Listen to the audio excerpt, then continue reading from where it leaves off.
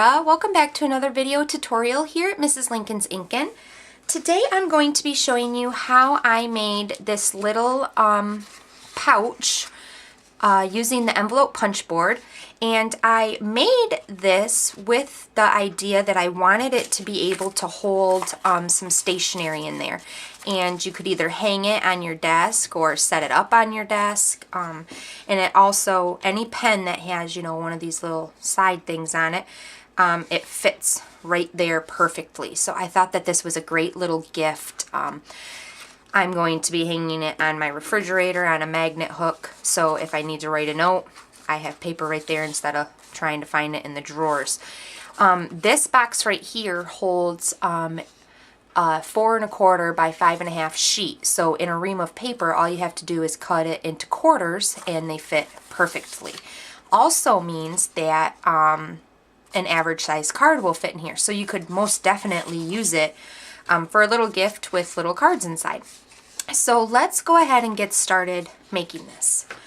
So I used the envelope punch board, like I said, and I wanted it to fit 4 1/4 by 5 1/2, and that's an option right down here on our grid, and that tells me that I need a piece of 8 by 8 paper. So I'm using the Real Red today, cut it 8 by 8, and I'm going to get our little tool out here on the side. Then it tells me with my 8 by 8 paper I need to make a score mark at 3 1/2. So I'm going to line my paper up here at 3 1/2, punch, and score. Let me move that down a little bit. Okay, so now to get the sides of my paper though, I'm going to take my edge right here and I'm going to move it to 4. So I'm going to punch again, and then I'm going to score. Turn it around and line my little arm right here up with my score line. Punch and score. Move it down to line it up with my other score line. Punch and score. Flip it around and do the same thing. Line it up, punch, score. Line it up with the other score mark right there. Punch, score. Now, this side right here is going to be our top, but we still need to line this up right here with the first score line, and we need to punch but no score. So then move it down to the second score mark here, punch, no score. Alright, so then that is what it should look like. It should have the notches all the way around. So now we're done with the envelope punch board for right now. So now what we're going to do is we're going to reinforce all of our score marks here. And with any 3D project, you want to make sure that your score marks are nice and reinforced. So take your bone folder and reinforce them on all 3 sides. Just like that. So now, down here at the bottom, you have 2 little squares right here. We need to cut those out. So I'm going to get my paper snips here, and you're just going to cut those out. Just like that. And then on the other side.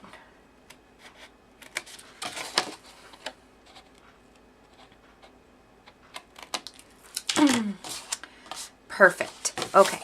So now, if you wanted to put DSP on it right here, this is what you would do. Take your envelope punch board again, another piece of 8 by 8 paper, and we're going to do the same thing that we did on the cardstock. So we're going to start at 3 1/2, punch, and score. Move it down to 4, punch, and score. And we're going to do this on all of the 3 sides again, except for the last side. We're just going to punch. We're not going to score. Now, this was the easiest way that I found to get the DSP cut just perfect. If somebody else finds a simpler way, by all means, please share it with me, because you don't use all of the paper. You just use the tabs. Okay, so now here is our exactly the same in the DSP. So what we're going to do is we're going to cut those squares off again. We're not going to reinforce it yet. So we're just going to cut those squares off. Oh, my square's over here.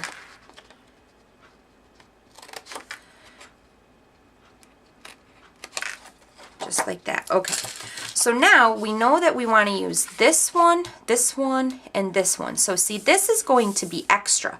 Now you absolutely could put it on the back here if you wanted. I chose just to use, you know, just to leave it plain. But you could put this on the back if you wanted DSP surrounded all the way.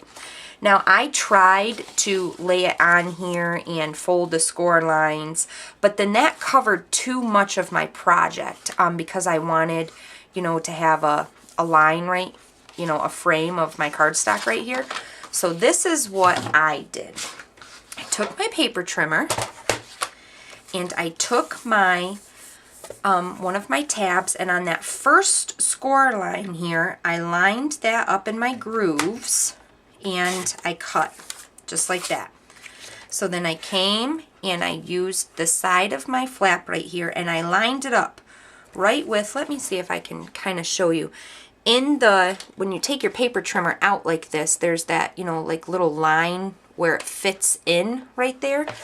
That's where I lined my paper up with, so I could make sure that it was even on all sides. I just use that as a guide. So then I'm only cutting off that much. And then I would just do this to all sides. So then when I come back to lay it on my project, when I line it up there, see, I have a nice little equal border on all sides. So I'll show you one again. Let's see. So we line up our score mark here in our groove. We're going to cut. Line this up with that groove right here on our paper trimmer. Cut. Line this up. Cut. And then one more side. So you're getting lots of repetitives in this video today. I guess I could have done all this before I videoed it, but now you get to actually see it. In case you missed it before, then you don't have to rewind the video. Silver lining to everything, right? Okay, so then there is our last little triangle. So now what we're left with is this, which I'm sure it's a big enough piece. We can all find something to use that with. Okay, so now all we're going to do is line these up with that bottom score line. Here's a score line. Let me see. See, here's a score line right here, and then here's a score line right here. So you want to line it up with the bottom score line. And I would use, just snail is fine for this one because it's not getting a lot of wear and tear right there on the flaps. And then just line this up right here. And then if you can get it even, well, that's good enough. Then you have a nice little border all the way around. And then the bottom.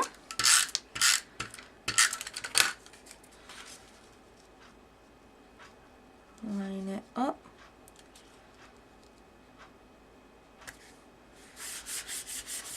And then the last side.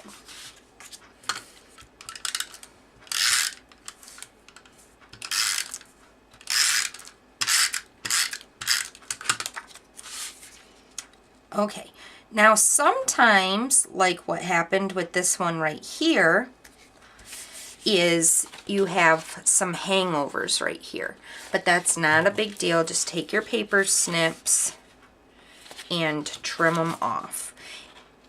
You can also, if it's not looking the way that you want to, you can absolutely, you know, hang it over a little bit on one side and just trim it off if you have enough over here. So then that's what it looks like. How cute is that? So then you have to decide how you want to fold it. Do you want, You know, do you want it like that? Do you want it like that? I personally like it like this. Is how I like it. I don't know why. It just looks really cute to me like that. Alright, so what we're going to do is we're going to put red sticky right here, and I absolutely would suggest using red sticky for this because you're going to be putting things in and out, and with any project, red sticky is always the most secure. It's stronger than the snail. So it's going to go over like that, and then so we need red sticky right here too. So put this down like this. Now the way that I get my red sticky up, because if you use red sticky at all, you know that it's a little bit of a pain. So what I do is I take my scissors and I lift the end up like this, and it just comes right off. It's better than trying to get my fingernail in there. So now we're going to make sure that it's even when we close our box, because we don't want our box to be lopsided.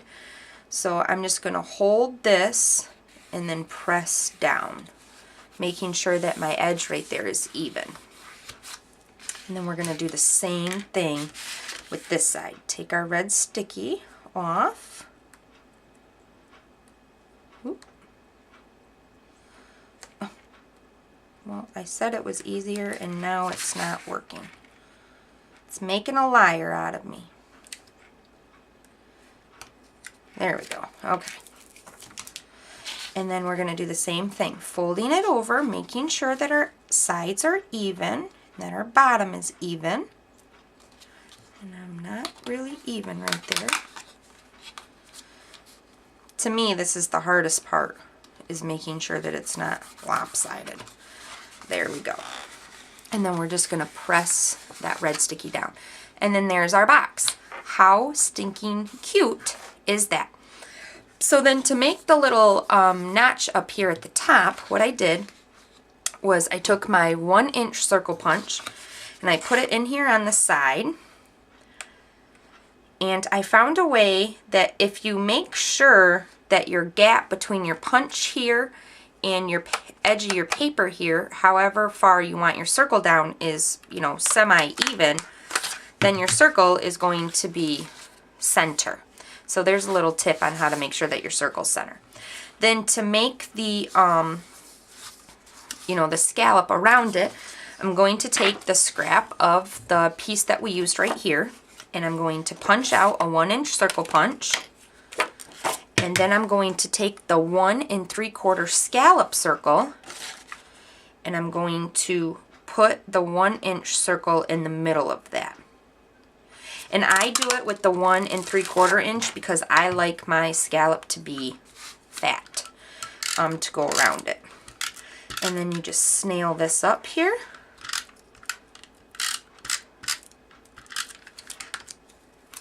And then put it around your circle. And there you go. There is your little stationery or card hangy box. Well, I hope you all enjoyed today's video, guys. Until next time, happy inking!